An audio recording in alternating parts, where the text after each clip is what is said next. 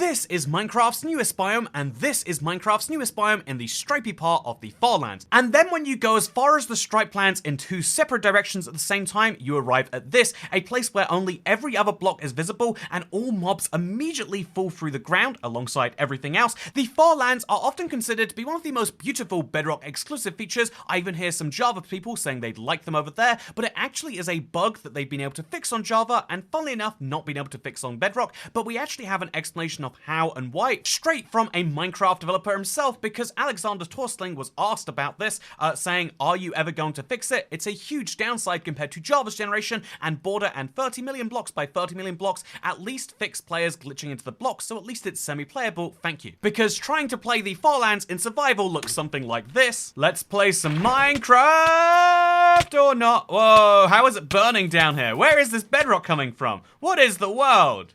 Well, that didn't go well, did it? Okay, this time I'm sure it will work just great. No, oh, same thing. Okay, that's fine. Anyway, the response to this from Alexander was, we considered this for caves and cliffs, but Java's fix of using doubles everywhere roughly halves wall jump performance due to increased memory pressure. It's not realistic for mobile platforms. We might circle back to this in the future though, needs a better fix. If that's not a clear-cut enough way of saying that it's a huge performance fix to fix the Farlands, then he actually goes into it specifically, saying basically the Java fix for Farlands works for PC, but isn't good enough for the mobile platforms that we support right now. It's on our list to come up with a better one. The Java fix went in before our stronger parity requirements. Vote for it if you want it to be prioritized. And then if you're curious as to where you vote, this is the post on the Minecraft feedback website. 38 people have upvoted it, and so it doesn't seem like a very big priority, and ultimately it's a very good point that Minecraft Bedrock is designed to run on a huge range of devices. The lowest end device that you can run Minecraft on is insane when it comes to Bedrock, and also the improved performance is something that most people value more than being able to go 12 million blocks away from spawn, because 99.99% of Minecraft players never venture more than about 10,000 blocks from spawn anyway, and so this is a case of one of those really hard parity fixes, because not only is there the issue of having to double the performance requirements of Minecraft just to fix a bug that 0.01% of players maybe would ever care about, but also if we go to this feedback post talking about the Farlands, removing the Farlands isn't even that popular, because this post doesn't just ask to remove it, it asks that it removes the glitching so that we can go to the Farlands and build or just explore, and this would be an amazingly fun experience. Anyway, with that said, the key question is, why exactly do the Farlands exist in Minecraft? If you've ever wondered, the simple answer is that fixing them is surprisingly hard on world performance, and actually they are quite liked by a large section of Minecraft players, and so is there any point in fixing it? In fact, it's not just liked by Minecraft players, it's a part of the Minecraft lore.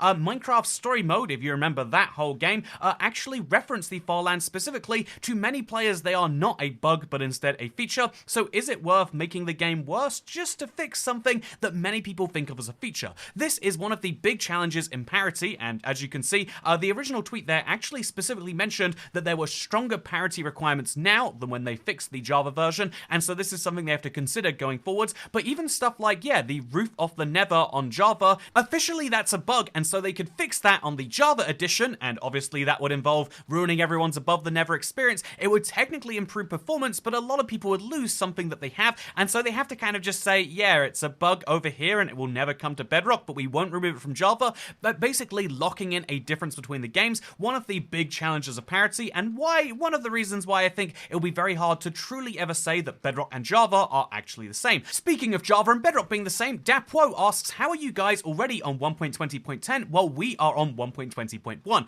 So the easy answer to this question is that 1.20.10 hasn't come out yet, but when it does come out, presumably very soon, it will be the equivalent of 1.20.1. Almost every Bedrock update tends to end with a 0 at the end, so how is it that Bedrock's ahead of Java by 9 updates? It's actually not, but there is an interesting fact that the Java version tends to release fewer sub-updates than the Bedrock version does. The last Bedrock version to release was almost 1.19.84, which is very funny, it almost happened, damn it, and the last version to release for Minecraft Java was 1.19.4. In other words, there were 4 minor updates, plus a whole ton of extra, even more minor updates that released for Bedrock than Java, and so the same is probably going to happen with 1.20, because not only is 1.20.10 coming really soon, if you're curious, this next update that has quite a few improvements, including the boat crafting recipe, as well as deprovements like the string crafting recipe, these are all going to be happening, presumably as soon as next Tuesday. I think it was meant to release last Tuesday, but it was July the 4th, which which if you don't know is a big holiday in the UK. It's when we finally celebrate getting rid of one of our biggest burdens. And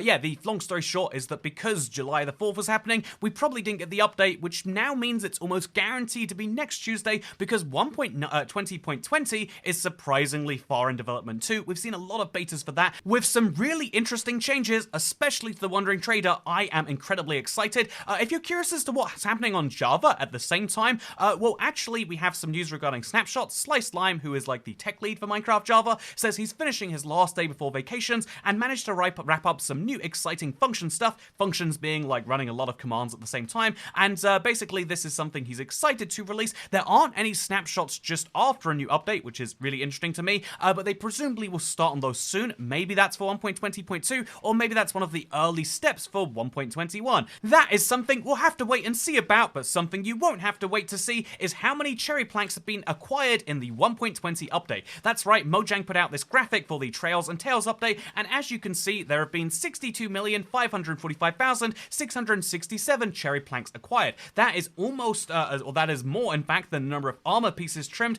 and a lot more than the number of sniffer seeds acquired, because cherry planks are the easiest part of this update, which makes a lot of sense. However, there are two obvious questions about this graphic. One of those comes in from the Diamond Master 115, saying this is cool and all, but how the crap do they know this? Kind of concerning. And the second question is, how the heck is it that the number of cherry planks acquired is not dividable by 4? Someone at some point acquired 3 cherry planks from their log, and I would like to know exactly how that happened. Also, you know, it seems as though the chiseled bookshelves are surprisingly unloved compared to decorated pots and hanging signs, which is very interesting. I would have expected there'd be far more cherry planks, but also more chiseled bookshelves than perhaps sniffer seeds or armor pieces, but I think this graphic shows us a lot about what people are most interested in this update. You know, hint, the bottom 2 things and the cherry planks, but the other thing that this graphic tells us is the very interesting data that Minecraft can collect on us, specifically, as you'll notice right over here, the Bedrock edition. This is a really weird one because the Java edition actually has this data very readily collectible and visible by the player, but the Bedrock edition has no such tool. This leads to the really weird situation where Minecraft is data farming all of this information about all the Bedrock players while providing none of it back to the player themselves. How many cherry planks have I acquired? I genuinely have no clue. Do I have to total that up myself, even though I know Minecraft is keeping track? This to me is actually a big problem. I think this is something Mojang should improve upon. Obviously, I think transparency is something that every company can benefit from, but with Minecraft in particular, I don't think most Bedrock players know that every single time they craft a hanging sign, that's being tracked. I think the overwhelming majority are surprised to learn this is true,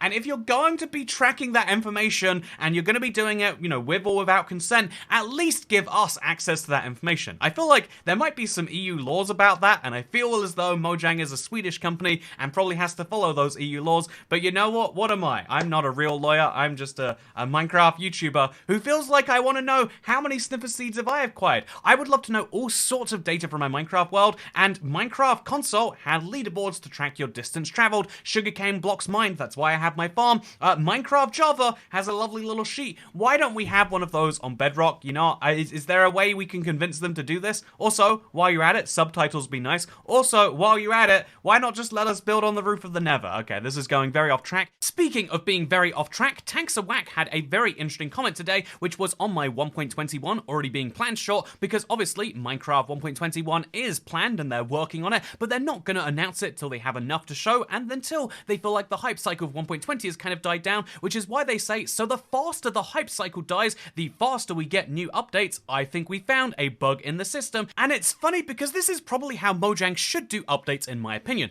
It's no secret that the reason Minecraft releases updates for free is not just as like out the goodness of their heart, but also because it's a great way to promote the existing game of Minecraft. For interesting proof as to just how good a great update will sell the game, I mean, when the Wild update released and was widely considered to be fine but not really game-changing, Minecraft stopped doing something they'd done every year for a very long time, which was telling the public about sales figures for the game as a whole. However, the last update they did give us a major update for was the Never update. That released around about June 2020, so just after this May 2020 stat, and within a year of that, not even a year, 11 months of that coming out, you can see that they actually sold 38 million copies of Minecraft. Obviously, this was helped somewhat by the pandemic, but even before that, if you look at Village and Pillage, that led to around 24 million copies of Minecraft being sold, and if we take the, we remove October 2018, because it's the second reading for that year, and instead jump to January 2018, the updated quantics seem to have have sold 32 million copies of Minecraft, so a good update for Minecraft sells tens of millions of copies,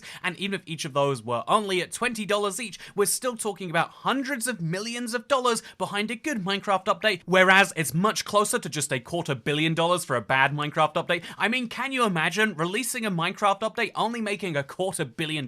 Oh, I'd be so embarrassed if I only made $250 million one year, right? Oh, would be terrible. Anyway, speaking of things that are terrible, I think this is the reason that Mojang has an extreme incentive in releasing good updates. That is why they manage the hype cycle so well. That is why, even though they say, yeah, 1.19 was great and we love it and we'll totally release more, that's why 1.20 is doing better, and that's why I'm convinced whatever they do announce for 1.21, they're going to make sure it's what the community wants and is willing to spread hype about. And also, I do imagine a little bit of why there are going to be more minor version updates, which is a good thing for us as players. If you want new Minecraft stuff, there seems like there's going to be a lot of it, and that is ultimately very good news. Good news, which you can find by subscribing to the channel, something I'd appreciate it if you decided to do. And also, by the way, I've been watching a lot of Minecraft console media recently, so if you see a Minecraft console edition video, you know when I started doing the research for it. But with that said, I hope you all enjoyed this Q&A Saturday. Tomorrow's video is one I'm very excited about. I hope you all are too, and I'll also be back to streaming tomorrow, so I'll see you there for a couple of fun things. For today, I'm going to enjoy one more day of rest. I mean, it's technically Toy Cat month, right? Because my birthday is soon. Anyway, with that said, thank you for watching. I hope you all enjoyed, and I'll see you next time. Goodbye.